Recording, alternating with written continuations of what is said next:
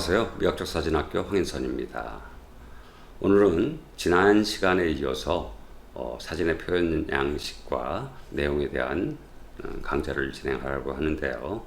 우리가 이제 지난 시간에 기본적으로 형식주의와 주관주의에 대해서 간단하게 여러분들이 공부를 하셨고요.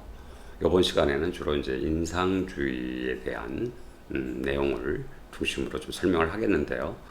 이 인상주의는 별도의 섹션으로 마련해서 조금 더 깊게 여러분들이 직접 어떤 하우투를 아시고 사용하실 수 있게끔 공부하는 그런 시간을 가져보도록 하겠습니다. 자, 그럼 우리가 인상주의라는 것 자체가 무엇인지에 대한 기본적 개요를 조금 아시면 되는데요. 여러분들이 이제 학교 다니실 때 인상파 화가들 뭐 이런 얘기를 들으셨죠? 사진에 있어서 그 영향을 받아서 표현하는 부분을 우리가 이제 인상주의 또는 인상파 사진이라고 이야기를 합니다. 기본적으로 인상파 회화하고는 조금 다른 게 뭐냐면 사진에 있어서는 약간의 추상성을 띈다라는 게 회화의 인상사진하고는 조금 다른 점이라고 보실 수가 있고요. 주로 인상주의는 선명하게 이렇게 표현된 디테일이나 있는 그들의 모습이 없더라도 잃어버리더라도 빛에 의한 즉 조명에 의한 부분, 느낌, 그 다음에 톤, 색조 이런 것을 가지고 우리가 느꼈던 작가가 바라봤던 것을 재현하는 부분을 우리가 기본적으로 인상파 사진이라고 얘기를 합니다. 카메라라는 도구를 이용해서 여러분들은 다양한 형태로 움직일 수가 있는데요. 주로 이건 이제 현대 사진에 있어서의 시간성을 응용하는 부분에 많이 활용되고 있는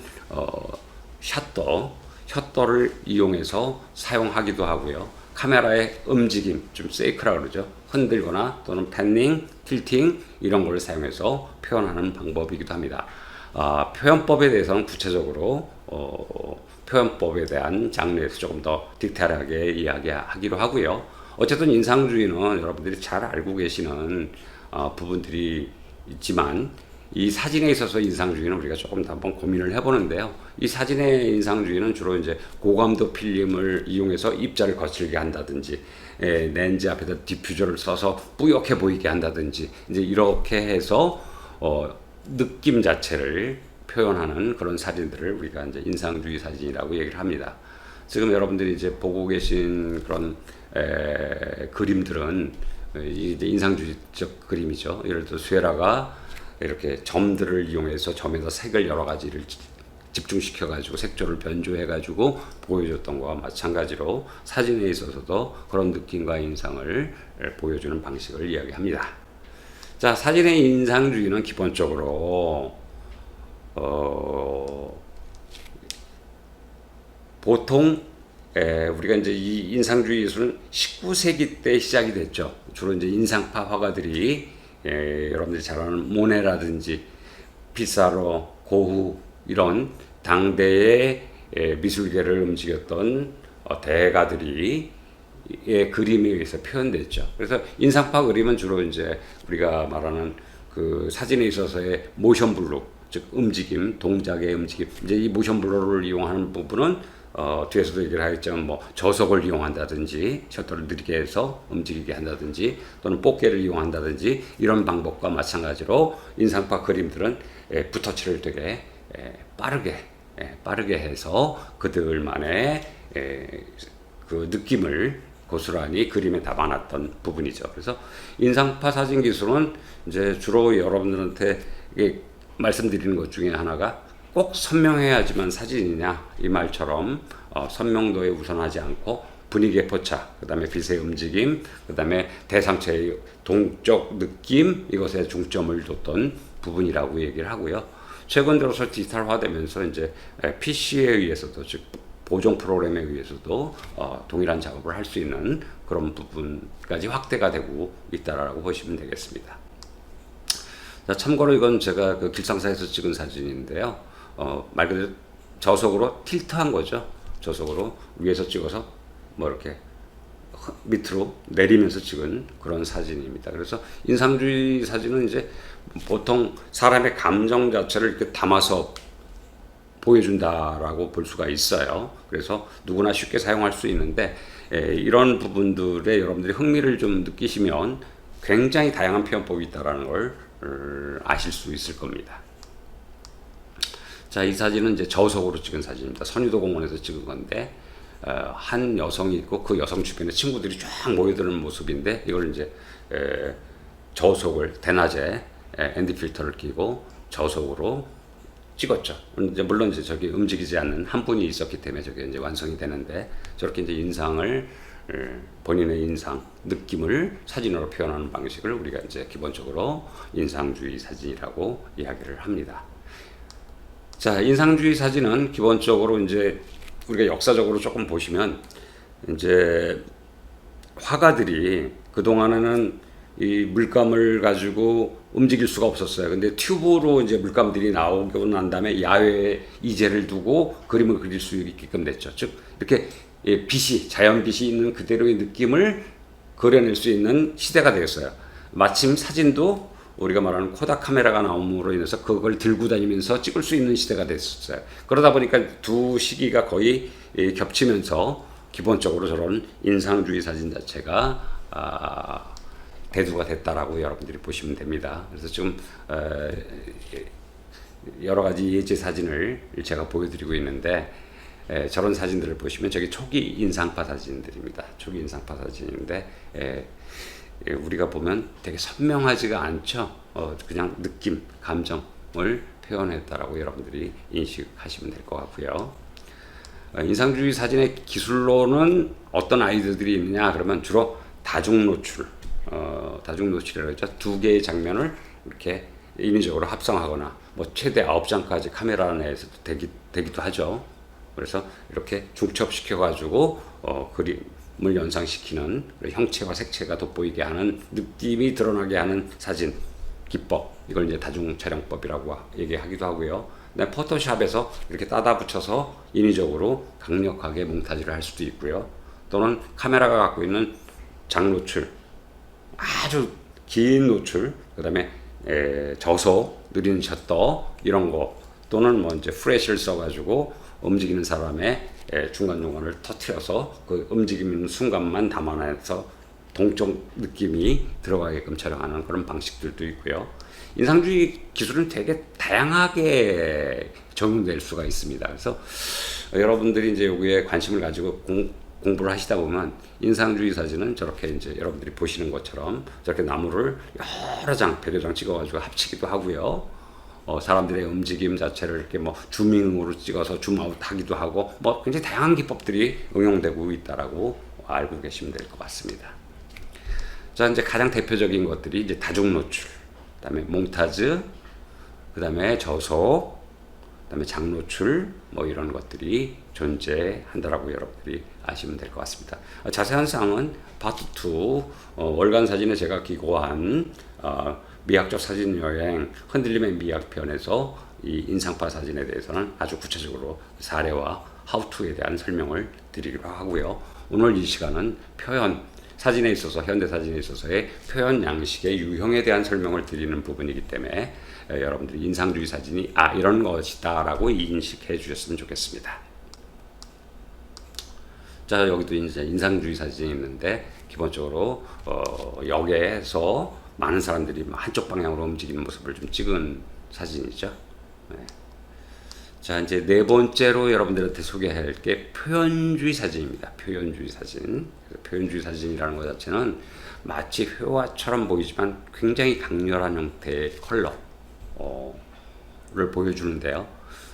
회화하고 조금 다른 것 자체는 하나가 있다 그러면은 비객관적 성향이 강해요. 되게 주관적 성향이 강하다는 얘기예요. 쉽게 얘기하면요. 그래서 심상적이면서도 개인적 경험을 표현하고 있는 거고요. 아주 큰 특징을 얘기하자 그러면 우리가 실존하지 않은 색을 이미지로 표현해내는 그런 부분이라고 보시면 되겠습니다.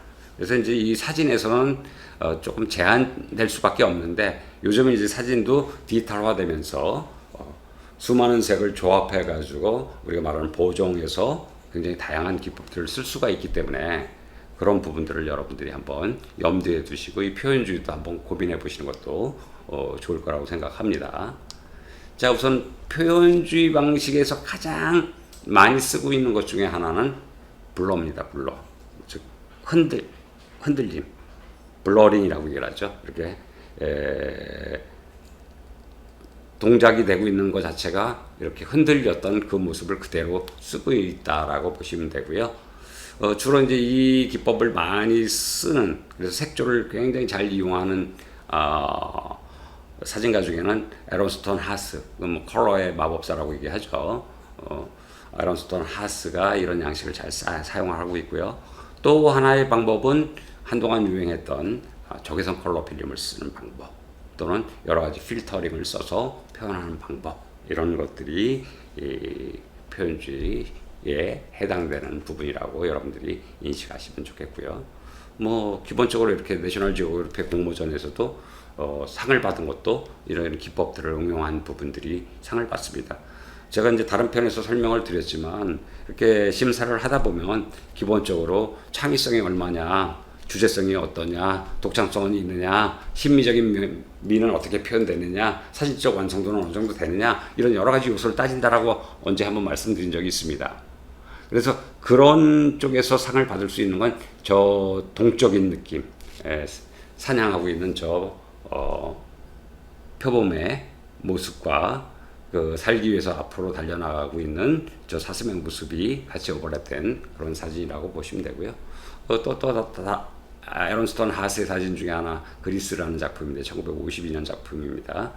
바람에 흔들리고 있는 그 앞에 있는 천들, 그리고 여인들의 모습, 이런 것들이 이제 블러링이 돼 있는 부분이기 때문에 기본적으로 이런 방식이 많이 사용이 된다라고 설명드릴 수 있고요. 이제 다섯 번째로 주요하게 하나의 방식으로 표현 양식으로 자리 잡고 있는 게 이제 미니멀리즘입니다. 뭐 요즘 시대가 우리가 미니멀하게 살자, 생활 방식마저도 미니멀해졌고요. 그다음에 이제 군더더기가 없이 디자인된, 즉 미니멀리즘의 부분들이 많이 대두되고 있는 시대를 우리가 살고 있습니다. 근데 이제 이 미니멀리즘이라는 것 자체는 기본적으로 사진에 있어서도 많이 사용이 되고 있는 기법 중에 하나이기 때문에 여러분들이 이거는 어떤 기법으로 사용되는 거야 라고 이해를 하시면 되고요. 제가 위에 참고사항으로 적어놓은 것처럼 미니멀리즘은 별도로 한 10강 정도로 나눠서 여러분들하고 구체적으로 작 표현 방법 등을 한번 이해하는 그런 시간을 가져보도록 하고요. 미니멀리즘은 본질적 요소를 극단적으로 강조하는 거예요. 동시에 시각적으로는 다 빼버리고 축소시키는 형태예요. 그래서 우리가 말하는 그 단순성의 미학이라고, 단순함의 미학이라고 이렇게 얘기를 할 수 있어요. 단순하고 작게 표현하는 그런 부분이라고 보시면 되겠습니다. 이 표현을 많이 썼던 작가 중에 여러분들이 잘 아시는 풍경 작가 중에는 영국의 마이클 캐냐 같은 경우가 있죠. 그럼 마이클 캐냐는 어떻게 단순화를 시켰죠? 장노출이라는 기법을 써서 단순화를 시켰습니다. 그래서 파도가 전부 이렇게 안개처럼 보이는 그런 식으로 긴 셔터를 이용해서 단순화를 시키는 작업을 했고요. 일본의 히로시 스기모토라고 되게 미니멀리즘의 선구자 중에 한 분인데요.